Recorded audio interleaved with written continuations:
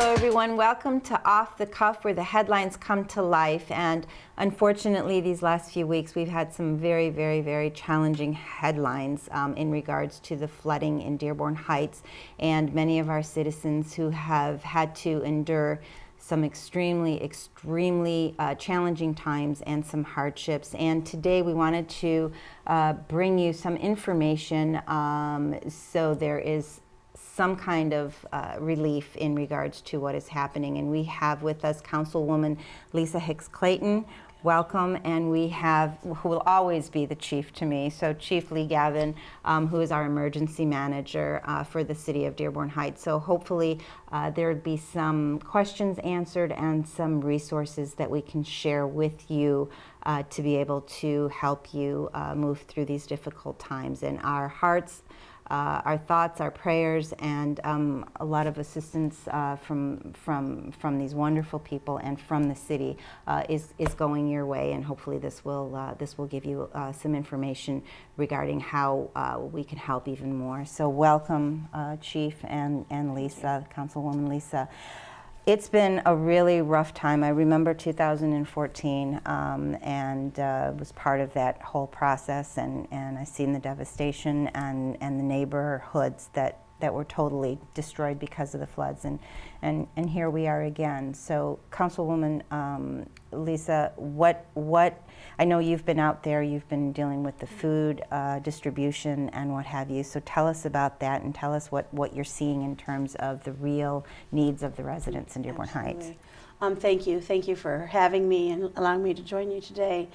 I think it's really important we have this conversation as a community. We're working together to address the needs of our residents.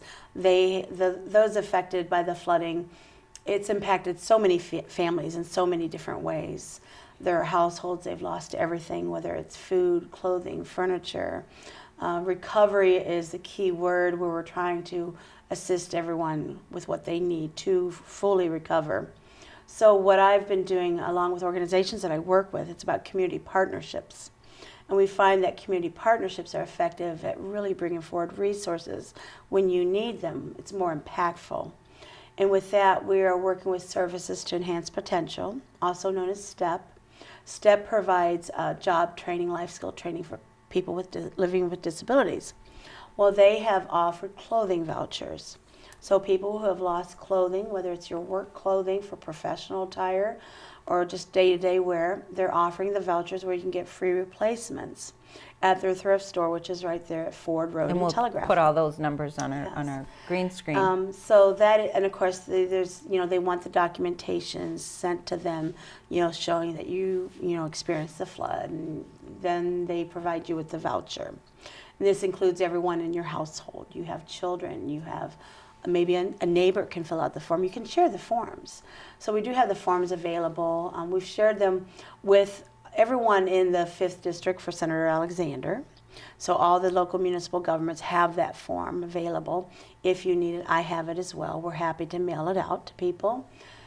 We have also delivered to over 70 homes, 70 families, not only the clothing voucher, but we've also brought food out to folks. Because we see that when you experience flooding and you have a lot of damage and there's now new expenses that you didn't account for in your regular budget, you're shifting money from things like food and utilities or whatever to cover these new expenses of cleaning up, for example. So what we're doing is we're delivering food, and it's non-perishable food. It includes like tuna, peanut butter, macaroni and cheese, everything cereal. helps. These things that you can keep and feed your family with for about a week. And I know it doesn't sound like a lot, but that 1 week, if you think about groceries, that could be $100 or more here and there. And if we can help people where they can get the other things they need for cleanup, then that's a great thing. And so we're personally delivering. And like I said, over 70 families have received that complimentary service. And we look forward to serving others. And so if people are interested, they can text their name and their address, and we would, to me, because I'm running that through Hosanna Tabor Lutheran Church Food Pantry, which is 100% volunteer base. And you can text me the information at 313-348-9848. Perfect. And we'll you know get what? We it out don't to have you. a green screen, but Yes. we're gonna run it. Very good. We just want to help screen. people during this difficult time, because I like you in 2014 when I had my daughter with me. We went down, I think it was the first street was Courier we pulled on, and I was telling, I call you Chief too, this, and I told you this, when I pulled over, I had to pull over and stop because I was crying so much from what I saw, the devastation, and it's so difficult, and I can't imagine what it's like for folks. I mean, when I first moved to Dearborn Heights, my basement flooded. I don't know if you know that. I lost everything. The basement flooded 2 weeks. You move into a house, and the stuff you have, I had it all in the basement as I was unpacking. Mm-hmm. So I lost a lot. But it was okay because, you learn from that. You understand what it feels like. But when you see it out on the, on the curb, that's when it hits you. These are things people can't replace. No, absolutely. Or they can replace furniture, but I'm talking about like their pictures and their memories. Sure. And be thankful that, people aren't injured, because there's always recovery and healing. And I think that's what community does. We work together to do that. Absolutely, and it has been a very difficult time, and it being part of the 2014 flooding, and seeing the devastation and individuals that some of them did not have insurance, and they lost everything. Chief, that's who you're going to be forever to us. But you have really hit the ground running. You are now the emergency manager and sort of baptism by fire kind of thing. Yes. But you have really put your hand and the pulse on everything that's going on, and you've just sort of had to do what you had to do, and you've been doing it very well. But tell us what the status is. Tell us what you've seen out there, and what is going on with the residents, and how are they trying to survive this, and like Lisa was saying, sort of try to recover in the recovery stage. If I could, I'd like to go through a quick chronological Yes, order please of the do. events and what we held, and then maybe a status of where we are. So, Perfect. we got a lot of rain the night of the 30th going into the morning of the 1st. So the city, we had our DPW out there. A lot of our residents start flooding middle of the night, 2, 3 o'clock. They were awakened to that. So we had our DPW come in, and at that stage, there was not too much we could do. The water was still coming in the houses. So we worked with Wayne County. Naturally, Wayne County declared it a disaster area. So the next few days, we were contacting our residents, see of what help we could provide them. Naturally, we can't provide everyone with help. You try to disseminate the people that you think need the most help. And by that weekend, a couple days later, we had the Red Cross in town. Councilwoman Lisa was down there, but Friday, Saturday, and Sunday, that first weekend, we had the Red Cross at the Richard A. Young Center. We were distributing cleaning kits that the Red Cross provided. They were talking to the citizens, giving them advice on cleaning and how to get things cleaned up. And it had to be sanitized because the water was non-sanitary water, basically. We advised everyone to treat it as contaminated water. Be safe. So by Saturday, we had volunteers. We had 50 people go out and do assessments. We had to get our reports back to Wayne County by Monday. So we went out Saturday and assessed areas with the help from our CERT employees, not employees, but our CERT personnel, our volunteers, city workers. We had the policemen, the firemen out there on a weekend, went into a few homes to try to help the people. We can't make it a policy to go in everyone's home, but the people that were in dire need, the firemen went out, the police. So we had a lot of employees, DPW working together, helping carry buckets to the car from the Red Cross. So that was the weekend. Monday we had to get everything submitted to Wayne County, and we did. So then this week we worked on paperwork, and yesterday, which would have been Monday, we went out with the State of Michigan Emergency Management. So we had... you were out there for a few hours yesterday, We were out there for half a day, 3/4 of a day. So what we did is, last weekend, we brought in city employees, and we tried to call as many residents as we can to give them an update. We have a master list in the city with the names, the addresses, and the damages. So we also have an email that we put out there, and we asked our residents to send in pictures and information to that email. So what we do is we attach that to your address, and we got a big database. That email for our citizens, if they have any pictures or bills that they want to send into the city, we'll attach it to your address, and we're using all that for future reference documentation. That email address is flood2019 at ci.dearborn-heights.mi.us. And we'll put that up on the screen. Absolutely. And that's to be sent in. So, like I said, when we were out with the state, we went up and down a lot of the streets that were hit pretty hard. Emergency management crew from the state, they want to get the best estimate they can. What they're going to do is submit all this information to the governor's office, and then it will be determined by the governor and her staff if it goes up to the next level, which would be FEMA. So you hear a lot of people say, oh, FEMA, I want to fill out this paperwork for FEMA, or they're involved. At this time, they are not involved unless the governor submits it to FEMA, and there's got to be a certain threshold, and that's for her and her staff to determine. Then it goes up to FEMA, and then naturally they will come back to us, and there's special forms that our citizens would have to fill out. That will be something that will notify them at that time, and you can stay tuned to the city website, city cable. If something comes out of the governor's office, we'll hear it on our local TV 247. It'll be major news, because it's not just Dearborn Heights involved in this. Well, there's a lot of communities that were affected by this. Per the state yesterday doing the assessments, the hardest hit was Dearborn Heights, Allen Parking, E-Course. E-Course. But Taylor, the other cities around us were all affected.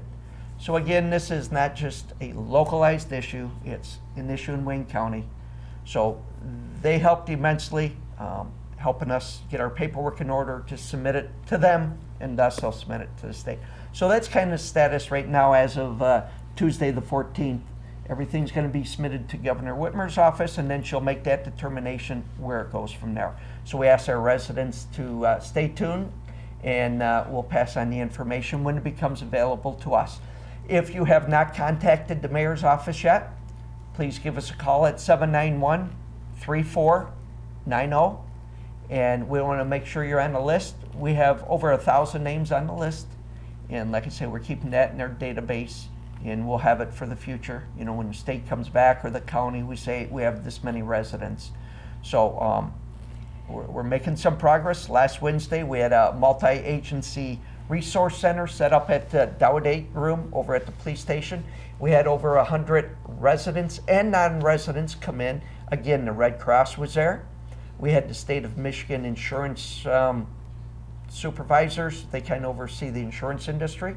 We had Michigan Department of Health, Wayne County Department of Health. So they were available. There was like 7 different groups, and our residents come in and went to those respective tables to ask questions. How to sanitize the flooring, how to apply for furnaces, numerous furnaces, hot water tanks, washer, dryers. Those are out. So the state, there are some formulas that you have to go through to try to get the aid from the state, but it's out there. And you can still get a hold of the state. Let me see, it would be the Michigan Health and Human Services Department. Okay. And they'll help you out. If you qualify, they can help you try to get a furnace or some. So is this sort of a helpline here? Or that's the actual. That's the mayor's office, 791-3490. That's the intake number. That's where we're compiling our list. And like you say, we're up over 1,000 residents that have been affected by the flooding. And if anybody had questions, they can actually email here too, right? Yep. Flood2019. The flood is more to send in your pictures or any receipts that you've used. We attach it to your name, you know, in the address, and we'll keep track of that in the city. So I know a lot of the pickup of the soiled items was yesterday. Is that true? Or last Saturday. So the prior 2 Saturdays, we've had our contractor GFL go out and pick up the debris that was curbside. As of today, again, Tuesday the 14th, the DPW director, Mr. Selmy, was saying they are out in the neighborhoods picking up the items. So we're going to see what's out there. DPW will pick it up. It's quite expensive using our contractor on these special days. If we need them, we'll bring them back in.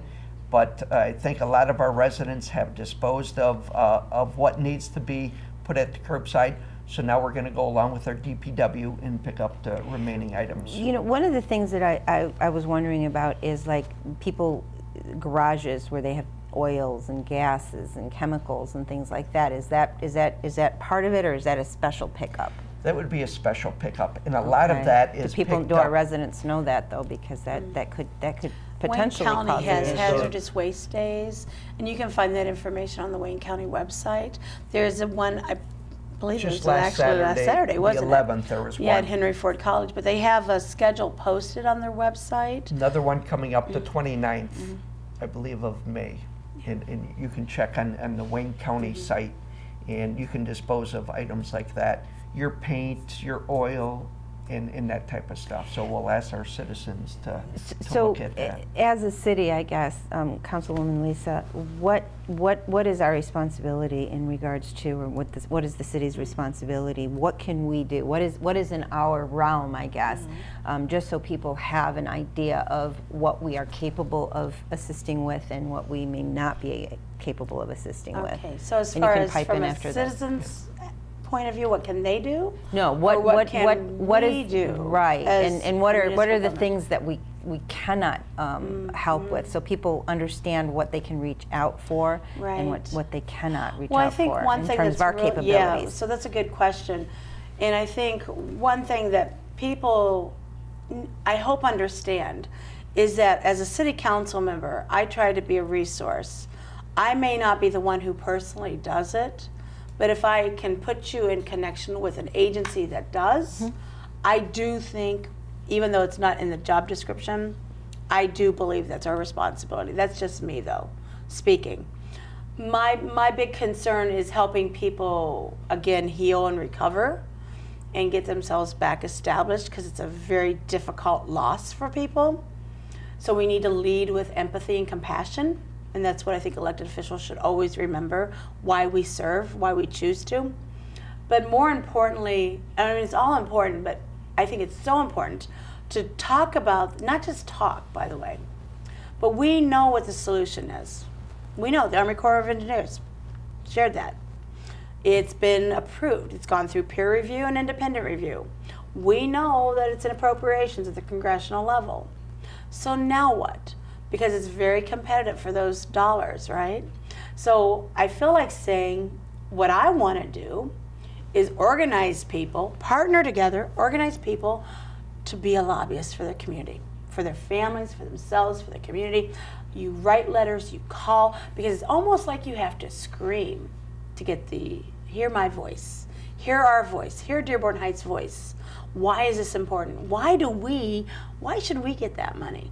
And then it has to be a collaboration and a partnership between all levels of government. It's not just Dearborn Heights. No, we cannot just put a dam up on Inkster Road where the creek enters our city. That's not the solution. The solution, like Councilwoman says, is all our communities working together with our local representatives, along with our state and federal. And there is an amount out there, $250-some million. That's a lot of money. And like you said earlier, money's tight out there in government. But we have to work together. Work together. And I think if all the communities affected by this flood continuously put their voices together, and again, you know, as city council members, not just in Dearborn Heights, but in Ecorse and in all these other communities that have been affected, need to put some kind of proposal together, because this can, I mean, I don't think residents can really take another you know, we have to do more. We have to now put action, and the way you get action is you organize people It's a multiplier effect. Dearborn Heights residents, Allen Park, Ecorse, all these communities impacted. You work with your state officials. You work with your Congresswoman Tlaib and Congresswoman Dingell. We reach out to the Appropriations Committee Chair Kay Granger, who is a Republican from Texas, and the other woman, her name escapes me. She's a Democrat from Texas or New York, excuse me. And we really need to work together. And again, hear our voices. So I guess from a naive standpoint, I went through the 2014. So, I mean, was this not a conversation in terms of what could possibly happen in the future? Absolutely. Okay. We know, and here's the thing, like we have the mitigation grants, the FEMA mitigation grants, and there's been homes that have been removed. But that, and I'll do respect, and I appreciate the work that has gone into that, but that's just a temporary Band-Aid. It really doesn't solve the problem. We know what the solution is. We know what it is. Chief just said it, what the price tag is. So we already know that. So now we know what we need to do. But we really need to strategize how we do it together. Again, it's organizing. You have to organize people to make this happen. Absolutely. Chief, what do you think the feasibility of this is in moving forward? Well, I've worked with the city almost 40 years, and I've been out there and I've seen it over 40 years. That's numerous mayors, numerous councils, Sure. elected officials, presidents, governors. And issue keeps coming up. So It's the price tag. it's Yeah. above my level, above all of our levels. So somehow we have to just reach out, like Councilwoman Lisa says. We got to reach out to our state and federal officials and ask for the help. I mean, this is Absolutely. So I guess going back to my initial questions in terms of maybe more on a local level, what do our citizens expect from what we can offer them at this point? I mean, we're talking more logistics, like their basements being sanitized, losing furniture, getting rid of the stuff.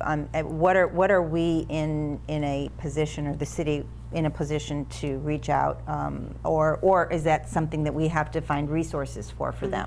So I guess I'm trying to figure out what they would What's call available. for resources, or what they could call, Like and the we can disaster directly relief teams, help. and you mentioned Right. that. So, the resources. early on we had put out asking volunteers, maybe with some furnaces, some washers, dryers, whatever. People say they come forward. Not that many come forward. So, And there's got to be a criteria too, Right. for that to happen. So, as of this filming, Tuesday, May 14th, again, down at the Richard A. Young, where we've had some other events, we have Samaritan's Purse. That is a group, volunteer group, and if you go down and see them there, they're going to be there for a few more days. You go see them. Our residents go down there. They will put you on a list, and they will volunteer. They have volunteers who will come in your house, no charge, to help clean, to help maybe carry some items out, and to sanitize. And I've heard they've done a great job. They said that the demand has not been that great the last few days, so I'm reaching out to our residents, and I'll say something at It's a council resource, meeting. need to use it. It is a very good resource. I wish they would have been here a week earlier. We had a lot of people asking. And like we said earlier, when you deal with volunteers, you want to make sure you have the right group, the right people that are vetted. You just don't want to, I don't want to send anyone into a house that I don't trust. Absolutely.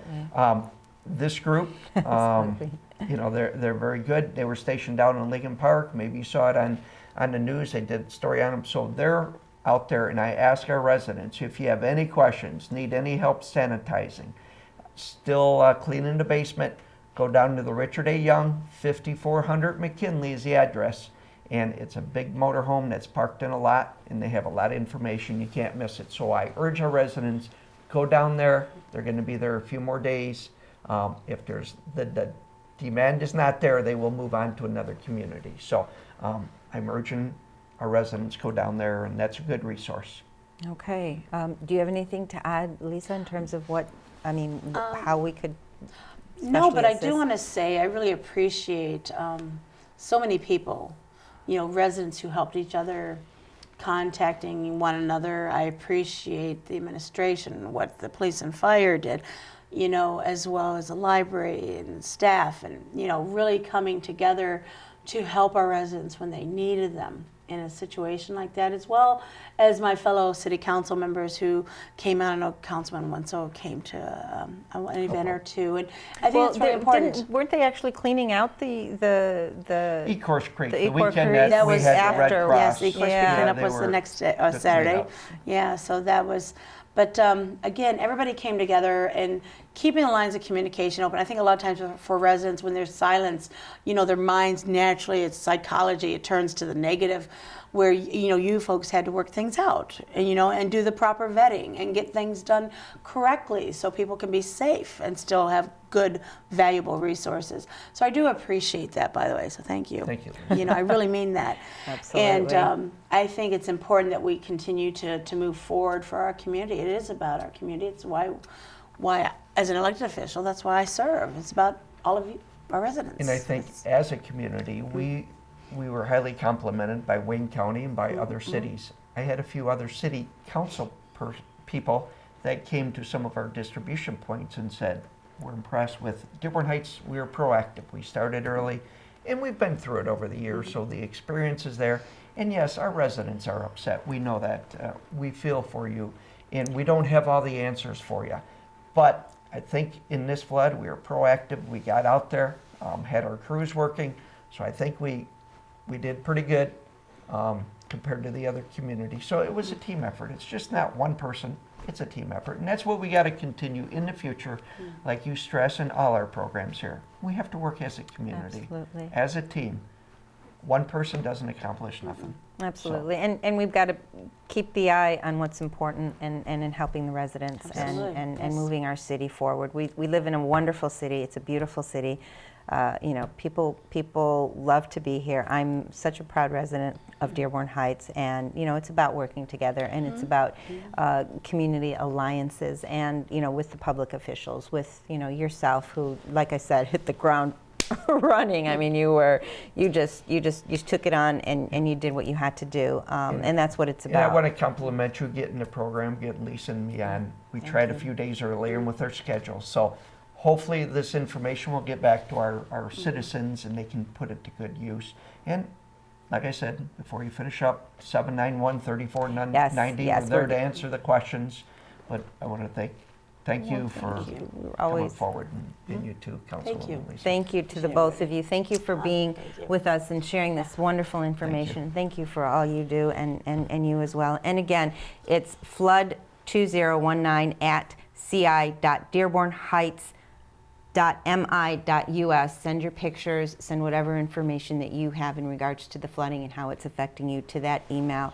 The Samaritan group is at the Richard A. Young Center, 5400 McKinley? Street. So that's another resource for you, and we will put some more resources for you as well on our screen, so you can have that information if you're still this is such an understatement, but experiencing the challenges of the flooding. So God be with you. Our thoughts and prayers are with you. And again, if you need any assistance or have any questions that you want answered in regards to what the city can do, or being able to, as the Councilwoman said, refer you to other resources, you can call 313-791-3490. And if the chief doesn't answer, somebody else will, and make sure that you get the information that you need.